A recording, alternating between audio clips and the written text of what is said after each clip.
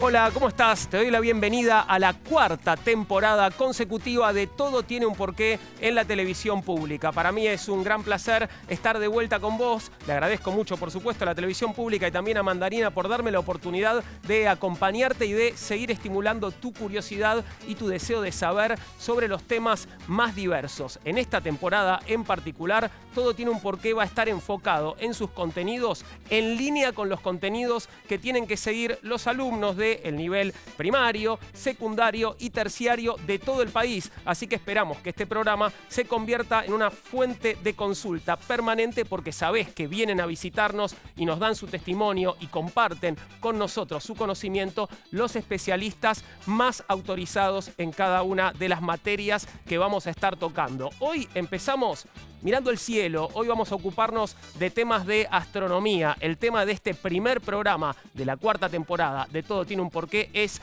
eclipses, cometas y auroras. Vamos a responder muchas preguntas. Bueno, ¿qué es un eclipse? En principio, ¿cuántos tipos de eclipses hay? ¿Cómo juega la relación entre la Tierra, la Luna y el Sol en un eclipse? ¿Desde cuándo se observan los eclipses? ¿Hubo supersticiones ligadas a los eclipses a lo largo de la historia? ¿Se producen eclipses en otros planetas, por ejemplo, del sistema solar? Vamos a hablar de cometas también, a distinguir la diferencia, ¿no?, entre un cometa, un asteroide, una estrella fugaz. ¿Son exactamente lo mismo? ¿Son distintos? Lo vamos a saber hoy. Vamos a saber también cuál es la historia del cometa Halley y por qué se hizo tan famoso. Y vamos a hablar de auroras también. ¿Cómo se producen las auroras? ¿En qué lugar pueden observarse? ¿Hay distintos tipos de auroras? ¿Por qué hablamos de auroras boreales? ¿Todas son auroras boreales? Vamos a saberlo en el transcurso de la próxima hora, que te invito a que compartas con nosotros y, claro, con nuestro primer invitado. Vamos a hablar de astronomía, vamos a empezar hablando de eclipses y para eso nos visita Rodrigo Díaz. Rodrigo es investigador adjunto del CONICET en el Centro Internacional de Estudios Avanzados de la Universidad Nacional de San Martín. Realizó postdoctorados en el Observatorio Astronómico de la Universidad de Ginebra, Suiza, en el Instituto de Astrofísica de París y en el Laboratorio de Astrofísica de Marsella, y es secretario de la Comisión Directiva de la Asociación Argentina de Astronomía. ¿Cómo estás, Rodrigo? ¿Qué tal, Juan? Bienvenido, gracias por venir. Gracias a ustedes por la invitación, un placer estar acá. Igualmente recibirte. Contanos qué es un eclipse para empezar. Bueno, un eclipse es un evento astronómico en el cual un cuerpo tapa a otro, desde algún punto de vista, ¿no? Entonces, por ejemplo, en el sistema de la Tierra, la Luna y el Sol, tenemos dos grandes posibilidades. Tenemos la posibilidad de que la Luna tape al Sol o tenemos la posibilidad de que la Tierra tape al Sol visto desde la Luna. Entonces eso da lugar a dos tipos de eclipse, el eclipse solar y el eclipse lunar. Necesitamos por lo menos 3 cuerpos celestes, entonces, para que haya un eclipse. Correcto. Bien. Necesitamos 2 cuerpos y un punto de vista, digamos. Ahí ¿no? va, perfecto. ¿Y cuándo se produce un eclipse solar, entonces? Un eclipse solar, entonces, ocurre cuando la Luna se interpone entre la Tierra y el Sol. Entonces, visto desde la Tierra, la Luna bloquea al Sol. Ahora, en la Tierra, para que esos eclipses ocurran, tiene que ocurrir una coincidencia que es fenomenal, digamos, que es que, visto desde la Tierra, el tamaño de la Luna y el tamaño del Sol son parecidos. El tamaño aparente de los dos cuerpos son parecidos. Y eso hace que la Luna pueda tapar al Sol casi perfectamente en muchas circunstancias. Eso es una coincidencia. La Luna es 400 veces más chica que el Sol, pero está mucho más cerca. 400 veces más cerca. Claro. Por lo tanto, el tamaño que vemos en el cielo es prácticamente el mismo. Y eso genera esos eclipses solares tan especiales, tan particulares, tan lindos, donde se puede ver la corona del Sol alrededor de nuestra estrella. Ahora nos vas a describir los distintos tipos de eclipses, pero te propongo, Rodrigo, que antes de eso veamos un informe en el cual revisamos desde cuándo, desde qué momento la humanidad empezó a observar los eclipses, a estudiarlos y sacar conclusiones. ¿Desde cuándo observamos los eclipses? Lo vemos. Los registros historiográficos nos permiten estimar que hombres y mujeres observan los eclipses desde hace aproximadamente unos 5.000 años. Prueba de esta hipótesis sería un monumento megalítico que se encuentra en Irlanda, que representa varios petroglifos con forma de espiral que podrían corresponder con un eclipse que ocurrió en el año 3340 a.C. En la actualidad, se cree que el primer eclipse solar que se registró tuvo lugar el 5 de marzo de 1223 antes de nuestra era, en la antigua ciudad de Ugarit, en lo que hoy es Siria. Se trató de un eclipse total de sol que oscureció durante 2 minutos y 7 segundos al cielo diurno. Estos datos quedaron registrados en una tablilla de arcilla descubierta en 1948 durante una excavación arqueológica. Además de esa información, en ella anotaron que el sol se había escondido avergonzado. Los griegos también documentaron los eclipses. Es el caso del poeta Arquíloco, que tras contemplar uno que ocurrió en el año 647 antes de nuestra era, sostuvo: «Nada puede ser sorprendente, imposible o milagroso, ahora que Zeus, padre de los olímpicos, ha hecho la noche del mediodía, ocultando la luz del sol brillante». Además de observar estos fenómenos celestes, algunas civilizaciones comenzaron a ser capaces de predecirlos con bastante eficacia. Es el caso de los babilonios y los griegos, quienes usaron el ciclo de Saros para pronosticar eclipses. Se trata de un periodo de 18 años en el que se producen 84 eclipses en total, 42 de los cuales son solares y 42 lunares. Luego de este intervalo, la Tierra, el Sol y la Luna regresan casi a las mismas posiciones, y el ciclo lunar y los eclipses solares comienzan a repetirse. En el siglo II después de Cristo, en su tratado astronómico llamado Almagesto, el matemático y astrónomo Claudio Ptolomeo estableció las bases para predecir eclipses, ya que en esta época se conocían los detalles de la órbita lunar. En los escritos europeos de la Edad Media es poco lo que se habla de estos fenómenos, aunque aparecen mencionados en las obras del obispo del siglo V Idacio y el teólogo e historiador del siglo VIII San Beda el Venerable. Sin embargo, durante este periodo, solo los chinos continuaron observando e informando tales eventos de manera regular. Los registros chinos en el estilo tradicional continuaron casi ininterrumpidamente hasta los tiempos modernos. En nuestro continente, las civilizaciones precolombinas conocían el movimiento de los astros y fueron capaces de predecir eclipses. Además de la atracción que despertaron en nuestros antepasados, observar estos llamativos fenómenos permitió realizar descubrimientos claves para entender la naturaleza del Sol, la Luna y la Tierra. Y llegamos hasta la actualidad estudiando los eclipses. Rodrigo, ¿cuál es la diferencia entre uno total y uno parcial? Bueno, los eclipses de sol totales son los que ocurren cuando la luna cubre completamente la superficie del sol. Esos son los eclipses en los cuales se puede ver la capa externa del sol, que se llama corona, que es una atmósfera del sol.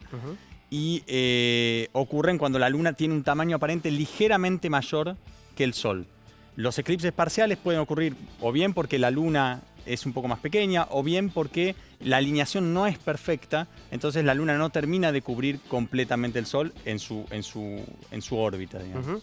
Y se habla también de eclipses anulares. Tal vez Sí. para eso estaría bueno que vayamos a la pizarra Estaría para muy que bien. nos lo muestres. Vamos. Ahí vamos, eclipses anulares. Esto me suena a anillo, ¿no? Supongo Totalmente. que vendrá por ahí la Está cosa, ¿no? es exactamente eso. A ver. Ahí está. Bueno, lo que hay que saber es que, digamos, para entender por qué a veces los eclipses son totales y la luna cubre completamente el sol, y a veces son anulares, es decir, que dejan un pequeño anillo de sol, es decir, esta es la luna, y deja un poco de luz pasar a través, digamos, alrededor, es el hecho de que la luna no está en una órbita circular alrededor de la Tierra. Si esta es la Tierra, la órbita de la luna no es exactamente un círculo, sino que presenta cierta elipsis. Es elíptica, ¿no? O sea que estoy exagerando un poco, pero si esta es la Tierra, entonces por momentos la luna está más cerca de la Tierra. No está siempre a la misma distancia Y de la por momentos Tierra. está más lejos de la Tierra. Esto hace que a veces la veamos más grande y a veces Correcto. más pequeña, ¿no? Eso es lo que da lugar a las famosas superlunas, ¿no? Cuando la luna es llena y está en esta posición, la vemos más grande y aparte llena y da la impresión de una luna muy, muy grande. Pero eso también hace que el tamaño aparente de la luna cambie. No mucho, ligeramente, pero lo suficiente, más o menos 12% hay de diferencia, como para que a veces su tamaño sea un poco más pequeño que el Sol y a veces su tamaño sea un poco más grande que el Sol. Siempre estoy hablando, por supuesto, de tamaños aparentes, Claro. vistos desde la Tierra, ¿no? Como dije al principio, la Luna es 400 veces más chica que la Tierra en su radio, ¿no? Entonces eso genera que cuando la Luna está acá, si el eclipse ocurre cuando la Luna está acá, tenemos un eclipse de tipo anular. Claro. Y si el eclipse ocurre cuando la Luna está acá, tenemos un eclipse total, donde el Sol está completamente cubierto y ahí sí nos podemos ver la corona solar con toda su estructura y su belleza. Como una especie de brillo alrededor, pero no vemos superficie del sol. Correcto. Y en el medio, digamos en el medio, durante el transcurso del eclipse, obviamente pasan unas fases donde el eclipse es parcial. Son las fases en las cuales hay que tener más cuidado para la observación. Estamos hablando siempre de eclipses solares. Hasta ahora estamos hablando solo de eclipses solares. ¿Qué es un eclipse lunar? Un eclipse lunar es un poco la situación opuesta. Es cuando la Tierra se atraviesa en el camino entre el Sol y la Luna, y entonces la luz que refleja la Luna habitualmente del Sol es bloqueada, y por lo tanto la vemos oscurecerse. ¿Y por qué a veces se ve roja la Luna cuando se produce un eclipse lunar o un determinado tipo de eclipse lunar? Claro, ocurre porque... A ver, vamos a hacer otro dibujito, pero... Vamos a usar esto como el Sol. Digamos, la Tierra bloquea la luz de la Luna, del Sol, pero hay una fracción de la luz del Sol que sigue llegando a la Luna a través de la atmósfera de la Tierra. La atmósfera de la Tierra pasa a través de la atmósfera. Claro, no pasa, no llega directamente, este rayo es bloqueado, pero hay algunos rayos que atraviesan la atmósfera y llegan a la Luna, ¿no? Esta es la Luna. La atmósfera de la Tierra tiene la característica, la particularidad de que hace que los rayos de luz azul, digamos la luz azul, se disperse, y por eso vemos el cielo azul. Entonces, si supongamos que este marcador negro sea azul, sí, lo que pasa es que cuando este rayo llega a la atmósfera de la Tierra, se desvía mucho para un lado o para el otro, y por eso el cielo se ve azul. Claro. ¿Está bien? Mientras que el rayo rojo puede atravesarlo de forma más recta, digamos, sin tanta desviación, y llega más a la Luna. De forma que cuando uno está acá observando y mira hacia la Luna, la única luz que está iluminando a la Luna, en esta circunstancia donde esto está perfectamente alineado, es la luz roja que atravesó la atmósfera de la Tierra. Es la luz del Sol filtrada por la luz por la atmósfera. En algunas circunstancias, dependiendo de las condiciones de la atmósfera, si la atmósfera tiene, si ha habido muchos volcanes en el último año, etc., puede ocurrir que se vea más o menos roja dependiendo de las capacidades de absorción de esta atmósfera en ese momento. Pero esa es la razón. ¿Sabés que hay una historia, Rodrigo, que seguramente conocerás, que vincula a Cristóbal Colón en la época de sus viajes a América, creo que en su último viaje a América, de hecho, con un eclipse, que ese eclipse en particular parece que le salvó la vida? Te contamos esa historia. Si bien muchos pueblos de la antigüedad fueron capaces de explicar por qué ocurren los eclipses y en ocasiones de poder calcular cuándo ocurrirían, otros en cambio los consideraban misteriosos y atemorizantes. Para algunas civilizaciones se trataba de un mal augurio, como ocurría entre algunos de los pueblos que vivían en América antes de la conquista. En 1503, durante el cuarto viaje que Cristóbal Colón hizo a nuestro continente, él y su tripulación terminaron encallados en la costa de Jamaica luego de una terrible tormenta. Colón y sus 20 tripulantes fueron bien recibidos por los nativos, con quienes hicieron trueques a cambio de comida en espera de que los conquistadores que estaban en la isla La Española fueran a rescatarlos. Pero los meses pasaron y los hombres continuaron varados en la isla, lo que provocó varios enfrentamientos. Finalmente, Colón y sus marineros fueron puestos en cautiverio. Para guiarse en el mar, Colón viajaba con un almanaque publicado en Alemania que contenía información sobre la posición de las estrellas. Por ese motivo, el conquistador sabía que el día jueves 29 de febrero de 1504 iba a producirse un eclipse total de luna, conocido como luna de sangre, que provocaría que nuestro satélite se viera de color rojizo.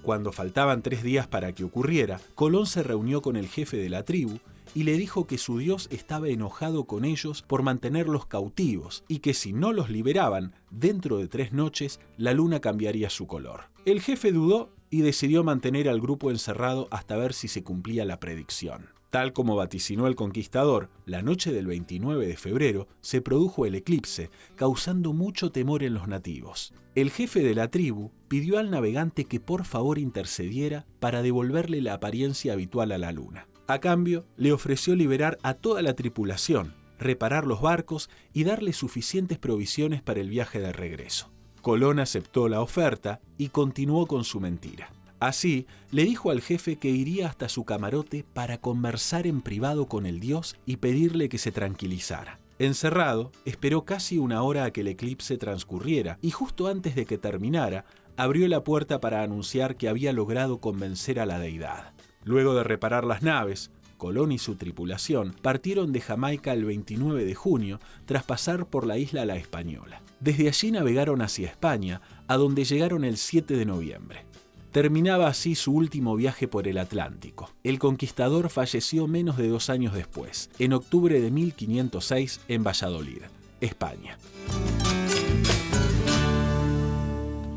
Y de un eclipse que le salvó la vida a Cristóbal Colón pasamos a otro eclipse, un eclipse solar, en este caso, Rodrigo, que aportó evidencia sobre una teoría científica. ¿Puede ser la teoría de la gravitación de Einstein? Sí, correcto. Fue una confirmación de la teoría de la relatividad general de Einstein, la teoría de la gravitación, como bien decís, que fue espectacular, porque realmente era una predicción que mostraba una característica completamente diferente de la gravitación. En 1911 ya Einstein había predicho que la gravedad que la luz en presencia de la gravedad se desvía, es decir, que el camino de la luz no es completamente recto, sino que cuando pasa cerca de algún astro o algún cuerpo se desvía, al igual que lo hacen los cuerpos masivos. Entonces, lo que ocurrió en 1919 fue que una expedición confirmó ese desvío observando la posición de las estrellas en el momento del eclipse total. Cuando el eclipse es total, las estrellas, se pueden ver algunas estrellas brillantes en torno al Sol. Claro, porque al apagarse la luz del Sol, podemos ver más las estrellas. Aprovecharon esa situación única donde ellos podían ver una estrella al lado del Sol. Eso es único de un eclipse de Sol total, ¿no? Entonces, observando desde la Tierra, vieron una posición de una estrella que habitualmente está acá. ¿Está bien? Habitualmente la luz de la estrella no llega recta, pero ahora con el Sol en el medio, esta luz se desviaba un poco y la observaron en otra dirección. Esto es ínfimo. Esto estoy hablando de 1,7 segundos de arco, que es muy muy chiquito, pero lograron detectar esa pequeña desviación y así confirmaron la teoría de la relatividad de Einstein. Estamos hablando de la observación de un eclipse solar. Siempre se dice que hay que tener mucho cuidado para observar un eclipse solar. ¿Cuáles son esos recaudos, Rodrigo? Mientras me contás, te invito a que volvamos a sentarnos. ¿Qué cuidados hay que tener? Bueno, el problema principal está en el momento de la parcialidad, es decir, cuando todavía nos está llegando luz directamente del disco solar. Bien. Ahí hay que tener los mismos recaudos que se tienen cuando uno en una situación normal, es decir, no observar directamente al Sol, no observarlo durante mucho tiempo, es decir, no observarlo para nada, porque la radiación es muy intensa y puede dañar la retina rápidamente. En la fase de totalidad, recién cuando el Sol está cubierto completamente, ahí sí podemos mirar directamente al Sol. Para observarlo entonces la parte parcial, hay que usar técnicas especiales, se pueden usar anteojos como este que traje aquí, que son unos anteojos especiales de eclipse que filtran mucha de la radiación. Parecen los que se usaban en el cine para ver 3D, sí, pero no son iguales. Si uno se los pone, no ve absolutamente nada, porque justamente filtran mucho la luz, de forma que uno solo puede ver el Sol eclipsado sin tener peligro para sus ojos. Así todo hay que tener cuidado y no observarlo mucho tiempo. O se puede observar por proyección usando o bien una plancha con agujero o un colador de pasta, ese es mi favorito. Con los agujeros más o menos separados, uno proyecta una sombra en el suelo y en los agujeritos del colador ve el Sol. Y va viendo cómo se va cubriendo, como en esa foto que tenemos ahí atrás. Ahora, lo importante, perdóname, sí, es no usar anteojos de sol, no usar vidrio de soldadura, ni radiografías, ni nada de eso es suficientemente filtrante como para no dañarnos los ojos. ¿Por qué, Rodrigo, no se produce un eclipse lunar todos los meses? Bueno, hay una explicación para esto y creo que tenés unas placas, ¿no? Habíamos preparado unas placas. La razón principal es que la órbita de la Luna no coincide con la órbita de la Tierra alrededor del Sol. El plano de la órbita, ahí lo podemos ver en esa placa. Entonces, en ese momento, cuando la Luna se interpone entre el Sol y la Tierra, sí tenemos un eclipse porque justo atraviesa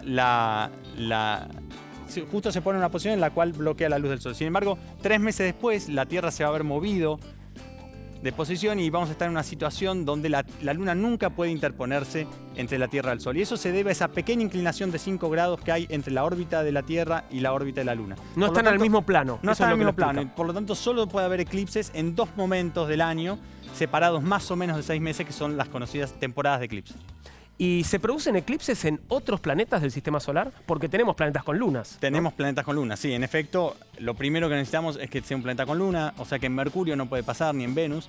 En Marte sí, tiene 2 pequeñas lunas, pero el tamaño de las lunas es demasiado pequeño para tapar completamente al Sol. Es en los planetas gigantes donde tenemos eclipses en el sentido de totalidad. En Júpiter hay 5 lunas que generan ese tipo de eclipses. A medida que nos alejamos, el Sol es cada vez más pequeño, o sea que hay más lunas que pueden generar ese tipo de... Más fácil taparlo, digamos. Claro, es más fácil taparlo. En Júpiter son 5, en Saturno son 7, en Urano son 2, etc. Y después, por supuesto, entra en juego la inclinación de la órbita de esas lunas, al igual que en el caso de la Tierra. Pero sí, hay eclipses en otros lugares del sistema solar y se pueden observar desde Tierra viendo, por ejemplo, cómo se proyecta una sombra de una de las lunas de Júpiter en la superficie del planeta. Muy interesante, Rodrigo. Hablamos mucho sobre eclipses, tenemos otros temas en el programa. Voy a ir ahora a una comunicación para hablar sobre auroras. Muchas gracias, por tu aporte y por haber venido al programa. Sergio Dazo me espera. Sergio es doctor en ciencias físicas y tiene mucho para contarnos sobre las auroras. ¿Cómo estás, Sergio? ¿Todo bien? ¿Qué tal, Juan? Un gusto participar del programa, así que un saludo a Rodrigo también, que lo conozco, somos colegas, y bueno, aquí estoy para charlar sobre las auroras. Muchas gracias, Sergio. Bueno, empezá contándome qué es una aurora o qué son las auroras. Mira, las auroras son unos fenómenos muy interesantes, son emisiones de luz natural, digamos que tienen diferentes colores, diferentes formas. En alguna oportunidad son luces en forma de sábanas que están en el cielo, se emiten desde la alta atmósfera generalmente y tienen características peculiares. Ahí estás ilustrando en la pantalla una fotografía de una aurora que dependiendo de algunas propiedades, que ahora te puedo contar más detalles, van a presentar diferentes colores muy notorios y distinguidos. No es como la luz solar, que es una luz que tiene la presencia de básicamente todos los colores del espectro electromagnético, sino que son emisiones de luz en la atmósfera y que tienen específicos colores. Ahora, ¿cuántas auroras hay y cómo es que se producen, Sergio? Bueno, mira, hay una gran cantidad de auroras, tienen diferentes formas, algunas son muy concentradas, como te decía, en formas de sábanas, reciben diferentes nombres, pero algunas son muy distribuidas y son difusas. Algunas tienen luces tan intensas que han permitido, por ejemplo, leer un diario en plena noche. Son realmente objetos muy notorios. Respecto de cómo se producen, el fenómeno es muy interesante.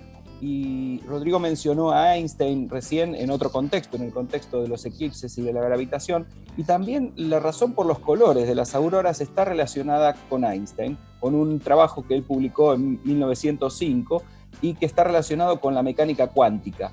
Este proceso lo que hace es permitir solamente la negociación de energía entre las partículas y la radiación electromagnética en forma de cuantos discretizados. Y como vos sabés, la luz está compuesta por diferentes colores y cada color está asociado con una determinada energía, que está asociado con su longitud de onda. Entonces, dependiendo de la energía que la partícula puede emitir en forma de radiación electromagnética, en forma de luz, que está discretizada, si se excitan, por ejemplo, partículas que son de oxígeno, está permitido solamente emitir luz en un determinado color. En el caso del oxígeno es el color rojo. En el caso del nitrógeno es el color verde. Y dependiendo también de sus propiedades pueden emitir en algunos otros colores diferentes. Es decir que la presencia de los colores de estas atmósferas está entendido a partir de esta discretización de la negociación que pueden hacer la luz con la materia cuando intercambian energía. Sí. ¿Qué quiere decir, Sergio, que el planeta Tierra tenga un campo magnético, ¿no? Porque es lo que permite que esto suceda. Claro, exactamente. Te completo la razón de que estas partículas de la atmósfera puedan emitir esa luz en estos colores. Eso se debe a que hay partículas energéticas que están confinadas, atrapadas en el entorno del planeta Tierra. Aquí a la derecha, en la figura que se está mostrando, podés ver que hay como una estructura que rodea al planeta Tierra, ese es el campo geomagnético, y el campo geomagnético atrapa partículas energéticas porque las partículas energéticas tienen carga eléctrica, entonces las confina, las atrapa. Ahora, cuando estas partículas, que podemos pensarla como que están sostenidas en estantes, sufren una especie de terremoto magnético, estas partículas se caen de los estantes y precipitan. Y tienden a precipitar en regiones polares, no en regiones ecuatoriales, debido a la forma que tiene ese campo geomagnético. Entonces, así como precipitan en estas regiones, a medida que van cayendo, van interactuando con las partículas de la atmósfera, dependiendo de qué partículas sea, por ejemplo, pueden ser protones o electrones los que precipitan, van a negociar intercambio de energía con el nitrógeno, con el oxígeno o con otras moléculas o átomos que estén presentes en la atmósfera, y esa negociación de energía hace que la partícula le robe la energía que está precipitando en esta partícula energética, la molécula le robe esa energía en esa negociación, en ese intercambio, se infle de energía y luego durante un rato contiene una energía mucho mayor, pero eso es inestable y entonces libera esa energía en forma discreta en el color que le es permitido y entonces se emite. Como las partículas que son afectadas por esta precipitación son las partículas en las que van cayendo estas energéticas que vienen desde la magnetósfera, entonces vienen alineadas con la línea de campo geomagnético. Entonces, si tenemos un campo geomagnético que tiene una determinada forma y le da permiso como una especie de autopista magnética para que viajen estas partículas, le da permiso solamente en estas regiones, entonces, ¿qué es lo que ocurre? Tenemos la emisión desde una región espacial que tiene una estructura, por ejemplo, tipo sábana. Y entonces estamos viendo al mismo tiempo la presencia de las componentes de la atmósfera y al mismo tiempo estamos viendo propiedades de la forma que tiene el campo geomagnético en esa región. Sergio, brevemente, porque tengo que ir terminando ya, pero entiendo por lo que estás contando que las auroras se ven cerca de los polos, tanto del polo norte como del polo sur, ¿es así? Claro, exactamente. Mira, acá tengo un globo terráqueo, entonces aquí, por ejemplo, tenemos Argentina, y claramente el campo que vos mostraste es como pensar que hay cuerdas de guitarra, líneas de campo que son como cuerdas de guitarra en esa forma que vos habías mostrado en la transparencia, y la precipitación puede ocurrir tanto en el polo norte como en el polo sur, porque las partículas tienden a enhebrarse y viajar, les gusta más viajar paralelas a las líneas de campo. Entonces le cuesta mucho precipitar. Si la cuerda de la guitarra, que es la línea de campo, tiene esta forma, le cuesta mucho a la partícula viajar en esta dirección y llegar al ecuador. Perfecto. Y prefiere en realidad llegar a las regiones polares. De hecho, las auroras son denominadas luces polares. Es una palabra que se utiliza Sergio, antiguamente. ¿Y a las del norte les decimos boreales y a las del sur cómo les decimos? Australes. Perfecto. Y ocurre en igual cantidad, desde el punto de vista de la naturaleza, ocurren en igual frecuencia, con igual frecuencia y en igual cantidad que ocurren desde el hemisferio sur. Pero, ¿qué ocurre? En el hemisferio norte tenemos mucha más densidad de población. Claro. Porque tenemos países con mucha densidad de población que están viviendo en continentes en muy altas latitudes, mientras que en el sur, que tenemos la Antártida. Claro, claro. Si la perturbación del campo geomagnético es realmente muy intensa, este terremoto que yo te decía, que está originado en realidad en el viento solar, que es un flujo permanente de partículas que viene desde el Sol y que golpea a la Tierra, si ese terremoto es muy fuerte, incluso se distorsiona tanto el campo geomagnético que se han observado auroras en regiones más cercanas al Ecuador. Ajá. Sergio. O sea, podrían... Sí. No, perdón, tengo que terminar. Te agradezco mucho por todo lo que nos has contado, muy interesante, y espero verte pronto. Bueno, muchas gracias, Juan. Un saludo, Hasta luego, Sergio. Nos contaba sobre las auroras y ahora tenemos una nueva sección que estamos estrenando en esta cuarta temporada de Todo Tiene un Porqué en la televisión pública. Hoy es nuestro primer programa y una voz y una cara que seguramente conocés nos va a hacer una pregunta que, por supuesto, con asistencia de los especialistas, yo intentaré responder. Hoy esa pregunta la hace Leo Sbaraglia. Hola, muy buenas, ¿cómo andan? ¿Todo bien? Un beso para vos, Juan, un beso para toda la gente ahí en la televisión pública. Bueno, tenemos una duda. Yo tengo una duda y la gente tiene una duda, si nos podés contar. ¿Qué es el número pi? ¿Podrás contestar esa pregunta? Muchas gracias. Un beso grande para todos. Chao. Muchas gracias a vos, Leo, por tu pregunta y un beso grande también para vos. Y voy a intentar responderte qué es pi, qué es el número pi. El número pi es la relación entre la circunferencia del círculo y su diámetro. Esto quiere decir que si tomamos un círculo cualquiera y dividimos su perímetro entre su diámetro, siempre obtendremos el mismo resultado.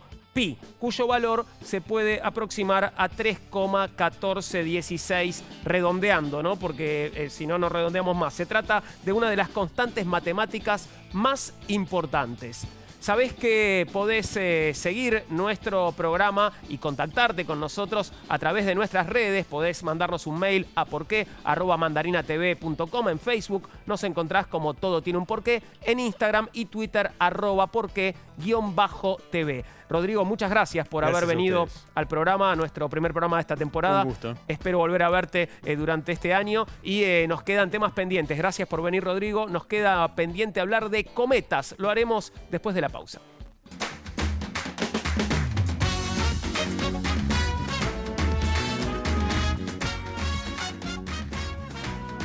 Segundo bloque de Todo Tiene un Porqué en la televisión pública, nuestro primer programa de la cuarta temporada. El tema de hoy, la materia de hoy es la astronomía. Ya hablamos de eclipses, ya hablamos de auroras y es momento ahora de hablar de los cometas y para eso nos visita Mariano Rivas.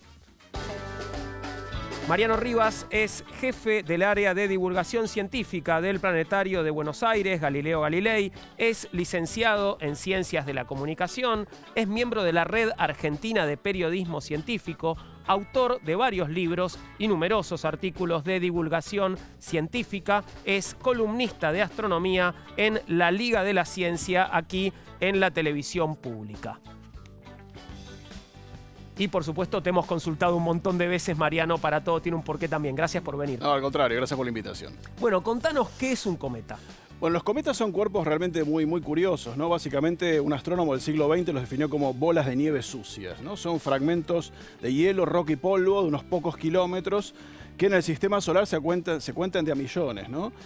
A diferencia de los planetas que son 8 y otros cuerpos que son pocos, digamos, los cometas son súper abundantes. Y están hechos siempre de eso, hielo, roca y polvo, no hay otros elementos. A diferencia de lo que a veces la gente se imagina que son como bolas de fuego que van por el espacio, todo lo contrario, completamente lo opuesto. Son pedazos de hielo, básicamente, con roca y polvo incrustado, que bueno, en función de cuánto se acercan o no al Sol, desarrollan esas famosas colas, ¿no? Que son un poco el estigma de los cometas. Cometa quiere decir peludo, con mucho pelo.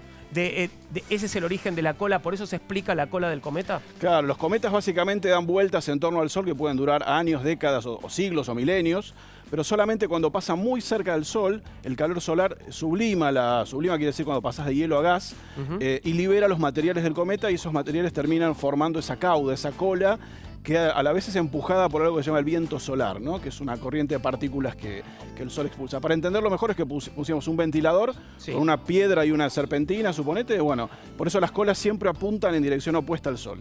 ¿Y de dónde provienen, Mariano, los cometas? Los cometas tienen dos grandes reservorios en el sistema solar, dos grandes zonas de procedencia, básicamente, que son el cinturón de Kuiper, que es una especie de anillo de escombros helados que empieza de Neptuno hacia afuera, y mucho más lejos una especie de cáscara envolvente que envuelve todo el sistema solar justamente, que se llama la nube de Oort, ¿no? Ahí se concentran cometas muy lejanos, mientras que en el cinturón de Kuiper están los cometas relativamente más cercanos, que se han descolgado, ¿no? en ciclos de mucho tiempo hasta acercarse al Sol eventualmente.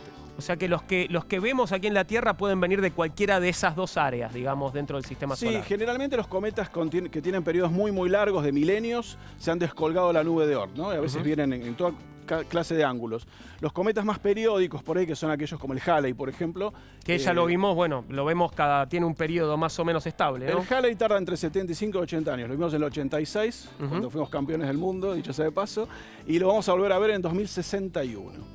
Esto es lo que lo hace tan famoso al Halley, digamos, esta periodicidad que cada, no sé, un par de generaciones lo tengamos de vuelta. Hay gente que tiene la suerte de verlo 2 veces en su vida, ¿no? Mark Twain, por ejemplo, dice que nació y murió con el cometa.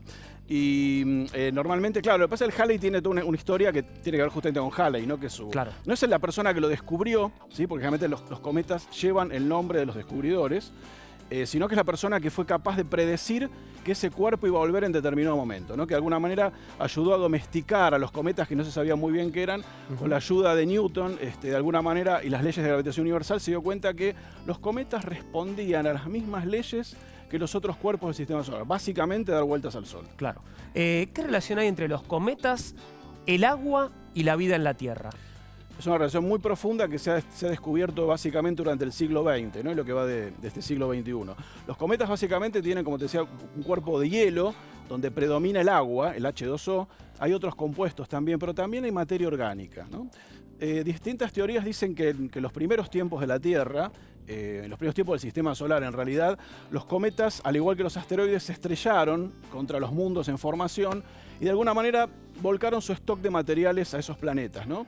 Se sabe que buena parte del agua de la Tierra, es difícil decir qué porcentaje, pero buena parte del agua de la Tierra básicamente es de cuerpos cometarios, ¿no? Que se estrellaron, trajeron el agua como una especie de delivery de agua interplanetario, y no solamente trajeron el agua, sino que también trajeron compuestos orgánicos que sabemos que los cometas tienen, porque se han enviado hasta naves espaciales a visitarlos, compuestos basados en el carbono, que son un poco los ensamblajes más simples que en estructuras más complejas forman proteínas, por ejemplo, aminoácidos, que son los ladrillos de la vida, ¿no? Así O sea que podría tener relación, los cometas podrían tener relación con el origen de la vida en el planeta. De alguna manera sí, de hecho hay una teoría global que se llama la panspermia, que tiene un montón de variantes, algunas light, otras más extremas, pero todas coinciden en que de alguna manera los materiales de la vida, en parte, procedieron de cometas y eventualmente de asteroides, ¿no? Que los trajeron a la Tierra en sus primerísimos tiempos. Vamos a dedicarle un programa al origen de la vida en el planeta, así que volveremos seguramente sobre esta teoría que estás mencionando, Mariano.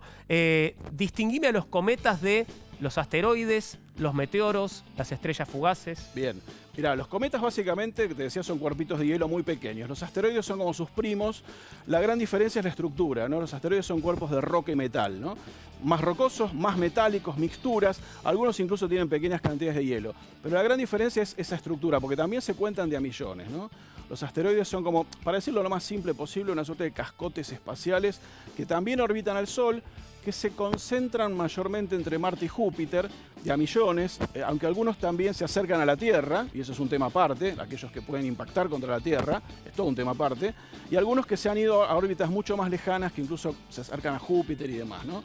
Pero la diferencia básica son, unos son pedazos de hielo, otros son pedazos de roca y metal, los dos son como una especie de la divisional B del sistema solar, ¿no? Son cuerpos de segunda categoría.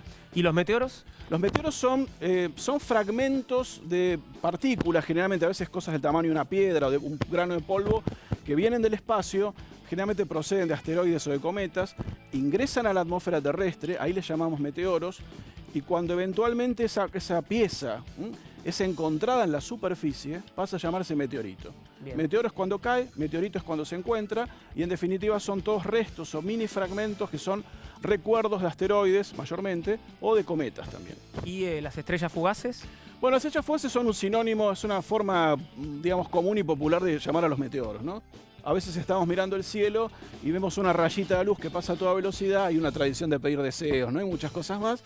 Bueno, básicamente la estrella fugaz es el nombre coloquial que le damos a un meteoro.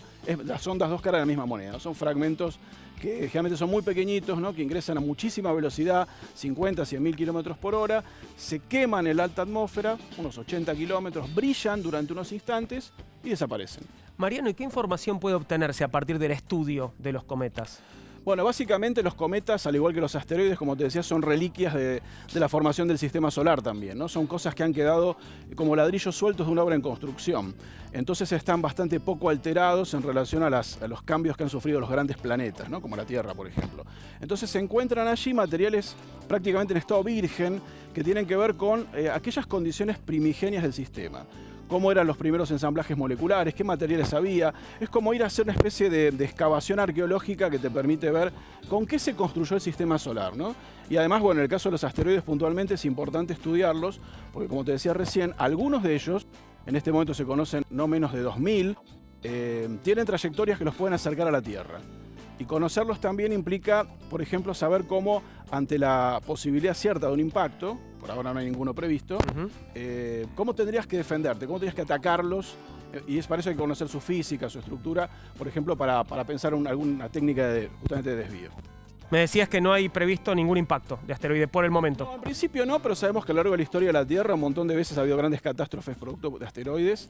La más popular es posiblemente la que extinguió a los dinosaurios, que fue un impacto que se produjo en la zona de México, en la península de Yucatán, donde todavía hay un cráter submarino de 170 kilómetros, producto de un asteroide más o menos del tamaño de la ciudad de Buenos Aires, que estalló allí, chocó y produjo una catástrofe global, ¿no? Que fue la última gran catástrofe global. Los astrónomos saben que hay muchísimos asteroides potencialmente peligrosos, así se llaman, potencialmente peligrosos, y eventualmente hay que estar muy alertas porque si bien la chance es baja, son tantos que, como decía un geólogo planetario del siglo XX, no hay que preguntarse si pueden impactar, sino cuándo. Claro. Si me permitís, Mariano, vamos a tener una comunicación para hablar justamente de un estudio sobre un asteroide en particular. Hablamos de la sonda Rosetta y tenemos en comunicación a Romina Di Sisto. Romina es doctora en astronomía y nos va a hablar sobre esta sonda en particular que creo que lanzó la Agencia Europea hace unos años. ¿Cómo estás, Romina? ¿Todo bien? ¿Qué tal? ¿Todo bien? Muchas gracias.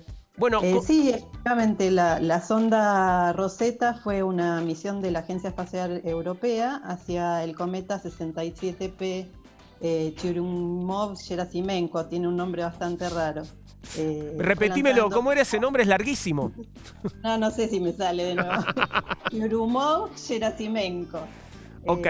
Sí, fue lanzada en 2004 y bueno, luego de un viaje de 10 años llegó al cometa. Para orbitarlo durante un par de años, obtener datos y tratar de aterrizar un módulo sobre el cometa.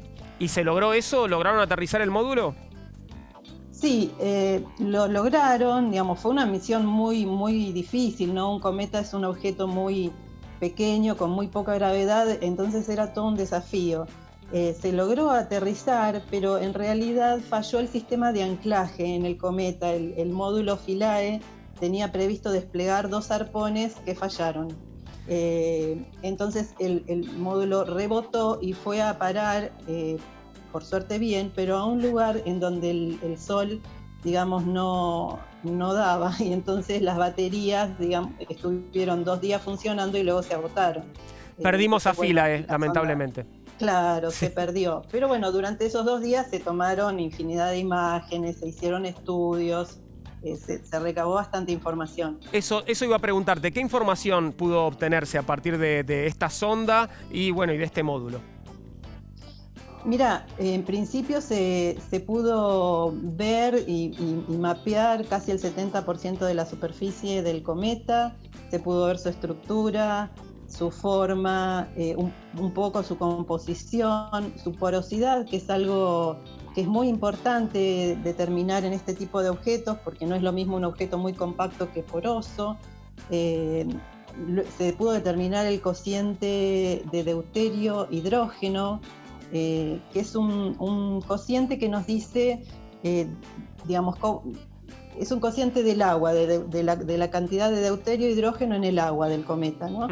Y eso se puede comparar con otros objetos del sistema solar y con lo que hay en la Tierra. Entonces, hay estudios, digamos, acerca de eso para saber de dónde vino el agua en la Tierra, un poco lo que estaban hablando, ¿no? ¿Cuál es la relevancia de toda esta información que se obtuvo, Romina?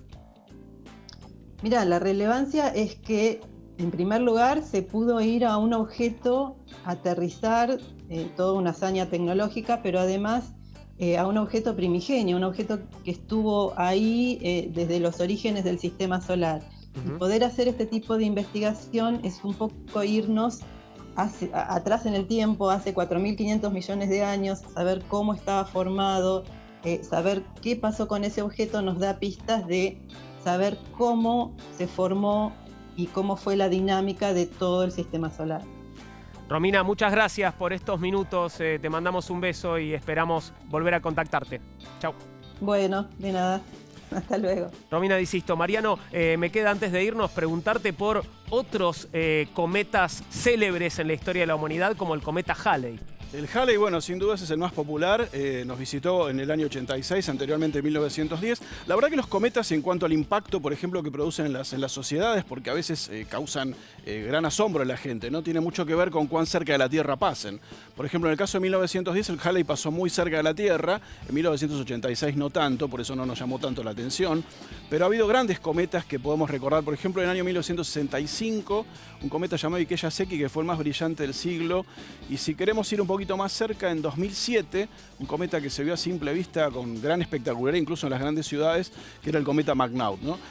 Una vez por década, más o menos, tenemos lo que los astrónomos llaman un gran cometa, que son aquellos que exceden ampliamente el ámbito de los especialistas, porque se convierten en espectáculos masivos, ¿no? Realmente salís y mirás, y de ahí a la historia, ¿no? Hay cometas, por ejemplo, que torcieron la historia del Imperio Azteca, ¿no? El cometa de Moctezuma, que él interpretó como una señal de un final de ciclo. Bueno, ha habido un montón de veces donde muchas veces la relación entre el cielo y la tierra, de manera real, no esotérica, como a veces la gente interpretó cosas en el cielo entendidas como señales que muchas veces por su espectacular, un eclipse total de sol, un cometa, una gran lluvia de meteoros, siempre ha habido estas suerte de crónicas del cielo y la tierra donde hay una relación entre lo que vemos y lo que entendemos del universo. Y queremos seguir entendiendo el universo, por eso hacemos este programa. Ahora una pequeña pausa, ya venimos.